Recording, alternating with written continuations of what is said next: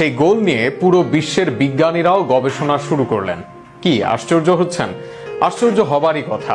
যদিও ফুটবল নিয়ে বিজ্ঞানীদের কোনো মাথা ব্যথা নেই, তবে বিজ্ঞান আছে সবকিছুতেই।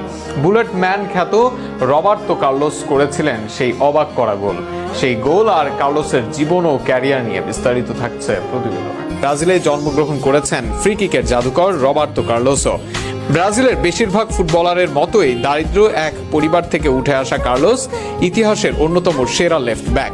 একসময় বাস ভাড়ার অভাবে পায়ে হেঁটে ট্রায়াল দিতে যাওয়া কার্লোস হয়েছিলেন ব্রাজিল ও মাদ্রিদের অন্যতম কিংবদন্তি। বুলেট গতির সব ফ্রি কিক নিতে পারতেন বলে তাকে ডাকা হয় দ্য বুলেট ম্যান নামে।